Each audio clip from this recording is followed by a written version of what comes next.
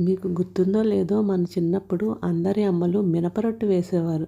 పెద్ద కళాయి తీసుకుని అందులో పిండి మొత్తం వేసి ఒకే రొట్టె ఫ్యామిలీలో అందరికీ.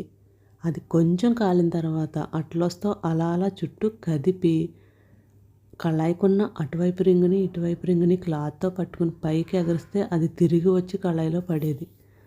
ఆ సైడ్ కూడా కాలిన తర్వాత పొయ్యి మీద ఉండగానే అదే అట్లొస్తో ముక్కలు కట్ చేసేది అమ్మ. అందరికీ సమానంగా వచ్చేవి ఆ పీసెస్. ఎవరి ముక్క వాళ్ళకిస్తే ఒకళ్ళు పట్టు తేనెతోని, ఒకళ్ళు ఆవకాయ మాగాయలతోటి, ఒకళ్ళు కొబ్బరి చట్నీలతోటి అలా తినేవారు.